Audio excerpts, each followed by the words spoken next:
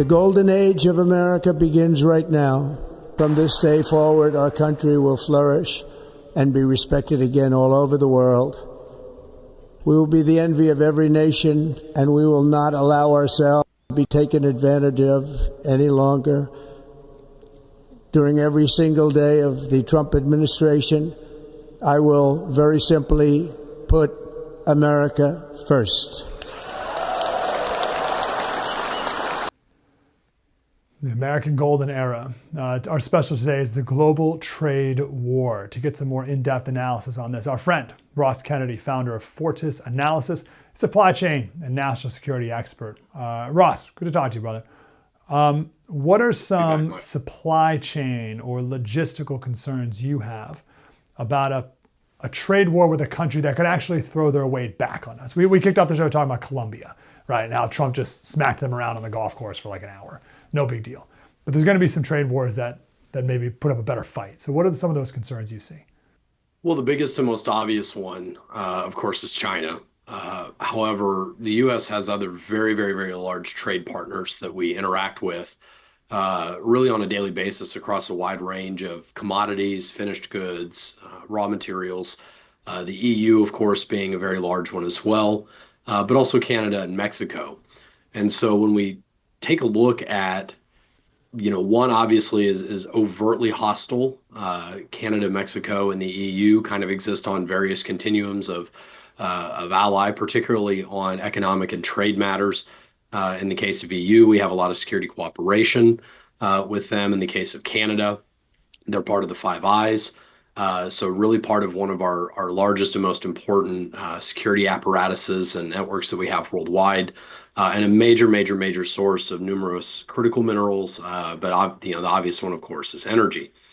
Mexico has emerged in the last 30 to 40 years as a major trade partner, our largest or one of our largest at any given time, primarily because it is a major manufacturing hub that has duty-free imports to the U.S. So it's allowed automakers and steel manufacturers, electronics component, appliances is another big one as well, to be manufactured more or less in our own logistical backyard, but then brought into the United States on a duty-free basis. And of course, all of the economies that have emerged in this role in one way or the other, whether ally or adversary, have benefited enormously from the fact that the United States is a gargantuan demand pool. We import far more than we export, and that is something that President Trump obviously intends to invert that relationship a little bit and turn them into bilateral trade partners more than they have been.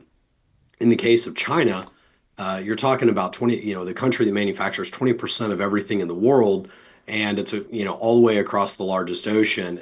To say nothing of the fact that we've had this major adversarial relationship emerge with them in the last decade. We went from allies of a sort economically to frenemies to just outright hostility on the world stage. And so the thing that we have to be very cautious of is balancing very muscular economic hard power.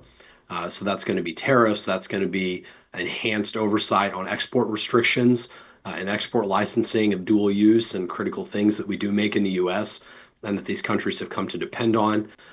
Very famously and very recently in the last week, it's emerged as far as a geopolitical constraint that the United States has had significant export restrictions on major semiconductor and computer components that are critical to artificial intelligence, as well as advanced computer technology and R&D.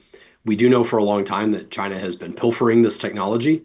There's not so much a logistical concern there, but if you're going to be able to upscale your economy, move away from manual labor and towards robotics and towards AI-driven data architectures that make businesses more efficient on a cost per goods, on the cost of goods basis, on a cost per unit, being able to ensure that China cannot leverage technology that's designed and or manufactured in the U.S.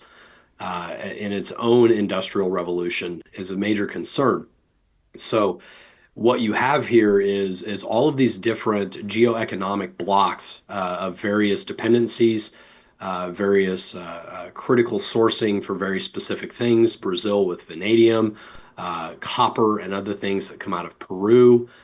Colombia is not a major source of oil, but it is certainly a major free trade partner with the United States and the Western Hemisphere. And where some of these countries have major dependencies on the US, China does not. And China does have some level of optionality to engage in more robust bilateral trade with these countries, or in the case of the EU, with an economic zone.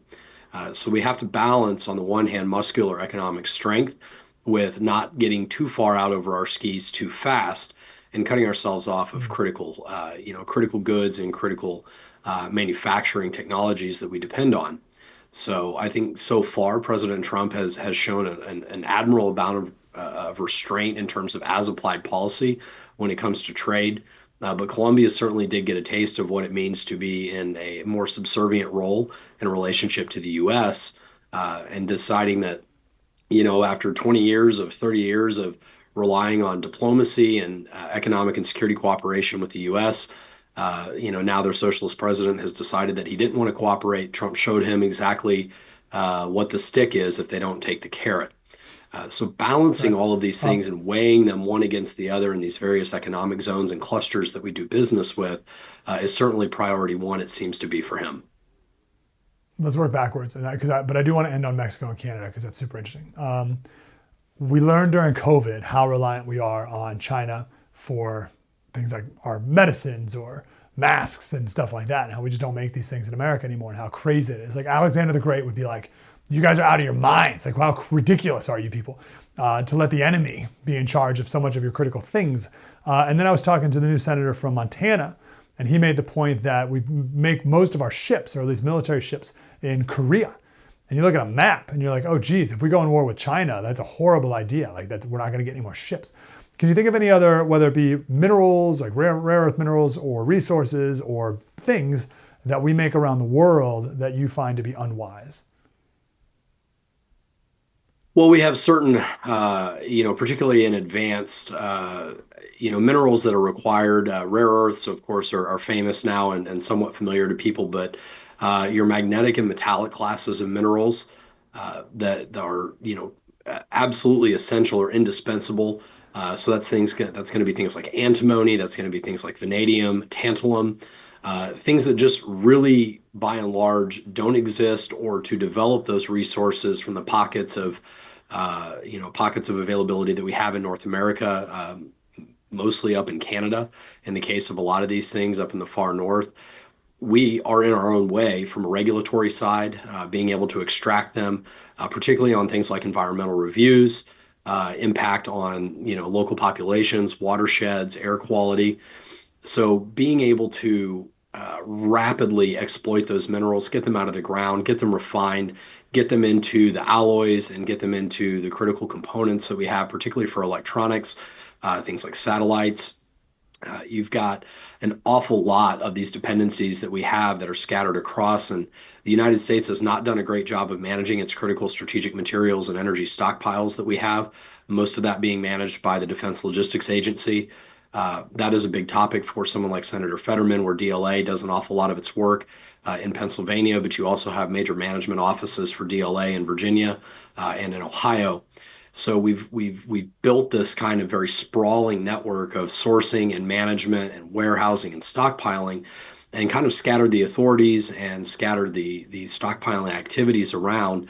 That's where I see a lot of the biggest challenges are going to be for the intermediate term, at least, is going to be not on energy. We have sufficient energy stockpiles. We just need to get out of our own way and be able to, as President Trump said in his inauguration speech, drill, baby, drill. We have vast amounts of natural gas that we can exploit very readily. It's hard to move a lot of that natural gas and some of these other, energy products to market because of, as it stands right now, the Jones Act. We just don't have enough vessels, particularly LNG carriers, to be able to move natural gas from where it's produced, unless we do it in pipelines or in rail cars. But that's primarily done in pipelines. Being able to support a three-coast strategy with the Pacific Coast, Atlantic Coast, and Gulf Coast for movement of energy flows will be a huge thing. getting environmental reviews significantly shortened. Right now, it takes 2 to 3, even 4 years to complete a lot of environmental impact assessments to be able to get a new energy or mining project off the ground. We have to get that shorter. We've got to get that down to 30 days, 60 days, 90 days, because it is incredibly expensive to stand up extraction and refining operations. When you've got 3, 4 years of capex and investment that are at risk in the event that you fail an environmental review or you continuously delay. So that's where we're in our own way. There's very, very little that we actually can't do ourselves. And I think that's why you're seeing President Trump signal very loudly and in some cases take direct steps towards reducing the impact of government oversight and the delays and the capital cost associated with getting these projects online as a de-risking strategy. It's not that we are wholly dependent on these countries, it's that we've allowed ourselves to become dependent on manufacturing, refining, and energy operations in other countries because we wanted to have our cake and eat it too. We wanted to pretend that we were doing a lot of good for the environment while simply shipping these things from half a world away. If we reduce that, then we have very significant exposure reduced down to very, relatively minimal exposure, and we will ignite an industrial revolution in the U.S. I do believe that is the long-term strategy that the president is taking here by balancing trade, reducing regulations, reducing costs, reducing taxes on the U.S. side, while concurrently increasing tariffs and really increasing the amount of review that we do on a lot of these countries where we've looked the other way for a long time on labor and environmental abuses. We're shifting a lot of that burden back to ourselves because President Trump believes, as I believe, that the United States absolutely has it in us to do this again, to do an industrial revolution 2.0, to do what we did in the late 1930s and 1940s and rebuilding the arsenal of democracy. That is, I think, the intention here. I do believe it will work. So long as the American people get on board and recognize that the only people standing in between us and an economic agenda that really challenges the world and reasserts American authority, the only thing in the way of that is ourselves. Yeah, well, I'm encouraged. You got me fired up. Ross Kennedy, he's our supply chain national security expert, founder of Fortis Analysis. Ross, good to talk to you, brother. Thanks, Mike.